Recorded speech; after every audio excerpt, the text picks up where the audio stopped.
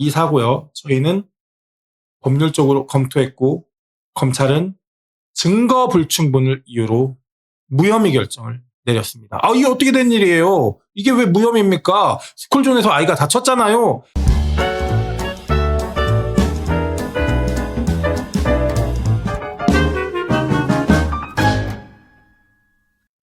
안녕하십니까. 교통사고 형사 전문 법률사무소 대청의 사건찾기 TV입니다. 자, 이른바 민식이법이 시행된 이후에 운전자가 스쿨존에서 사고를 냈다. 나 큰일 났다. 나 굉장히 큰 처벌받겠다. 곧바로 중형이 선고될 거다. 이런 두려움을 굉장히 많이들 갖고 계신데요. 실제로 많은 분들이 상담 과정에서 저 이거 합의 못하면 구속되는 거 아니에요? 저 어떻게 하죠? 이렇게 물으십니다. 자, 그렇다면 현실에서 법원은 어떻게 판단하고 있을까요? 오늘은 저희 사건 중에 불기소 결정을 받은 성공적인 사례를 살펴보도록 하겠습니다. 자, 검찰에서 불기소 처분이 내려진 사례는 이렇습니다. 일단 사고 내용이 이래요. 초등학교 인근의 어린이 보호구역, 즉 스쿨존이죠. 한 운전자가 저속으로 운전을 합니다. 8살짜리 어린 아이가 갑자기 인도에서 차도로 뛰어들었습니다. 이유는 모르겠어요. 근데 이 아이가 발에 약 2주간 치료가 필요하다는 진단을 받습니다. 이런 형태의 사고가 굉장히 작은 스쿨존 형사처벌 사건입니다.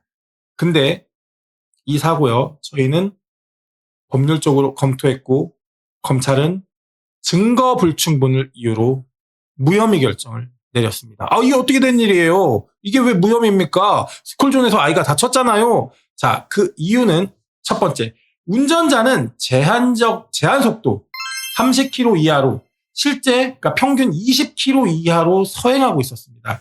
그리고 사고 지점은 횡단보도도 아니고 갑작스러운 돌발 상황이었습니다. 블랙박스 영상 그리고 피해 아동의 진술 역시 사고 원인이 예상치 못한 무단 진입임을 뒷받침을 했습니다.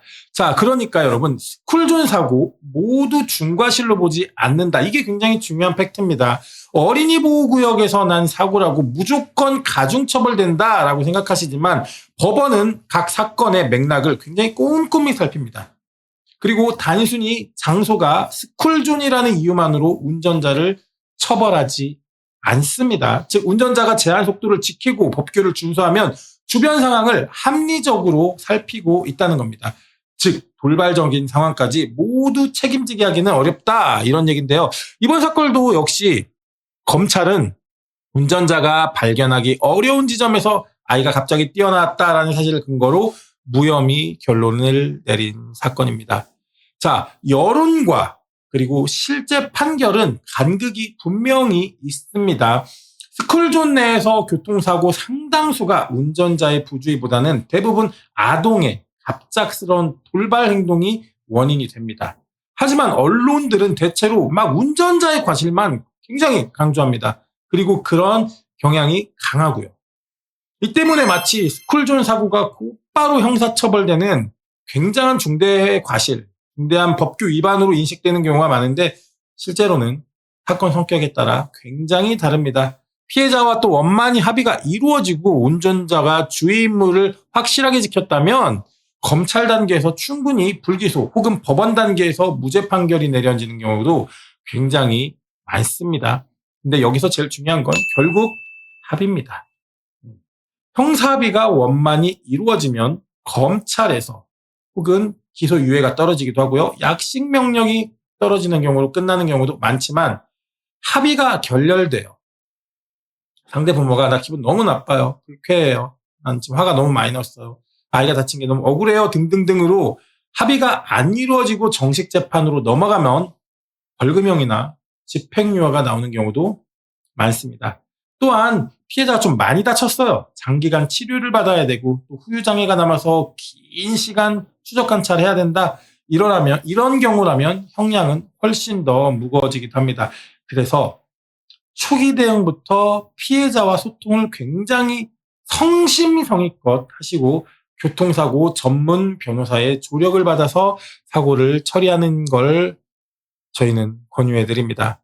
자, 저희가 이런 상담들 많이 진행하다 보면 억울하게 스쿨존 사고 형사처벌이 될까 불안해하시는 분들 많은데 언제나 법은 구체적인 사정을 종합적으로 평가한다는 걸 여러분들 기억하시기를 당부드립니다. 운전자가 제한 속도를 지켰는지, 주변 상황을 살폈는지, 혹은 돌발 상황을 회피할 수 있었는지 이런 것들이 핵심 기준이 되는데요. 그런 거를 저희 사건찾기 TV의 법률사무소 대청은 교통사고만을 전문적으로 전담하는 TF팀을 운영해서 초기 수사 단계부터 적극적으로 법리적 쟁점을 정리하고 블랙박스 영상, 목격자, 진술 이런 객관적인 자료를 통해 여러분의 작은 억울함 혹은 큰 억울함을 풀어드리기 위해 노력을 합니다.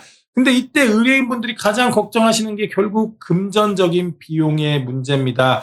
자, 여러분 운전자 보험 다시 한번 말씀드리지만 빨리 재정비하시고 가입하십시오.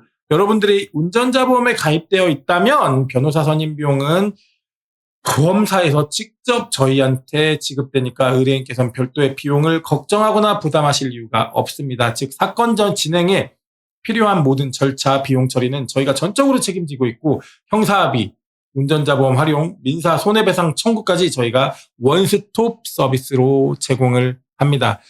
자, 마무리하자면 스쿨존 사고라도 무조건 중형이 선고되는 건 아니고 사실관계와 증거에 따라 결론은 달라질 수 있다는 부분을 여러분께 강조드리면서 사건 초기부터 그리고 전문적인 대응 이런 것들을 통해 억울한 형사처벌을 좀 피하시고 동시에 또 피해자의 회복을 적극적으로 돕는 해결책을 마련한다면 현재와 비슷한 상황에 이런 상황에 처하신 분들은 분명 전문적인 조력이 필요할 거라고 저희는 생각을 합니다.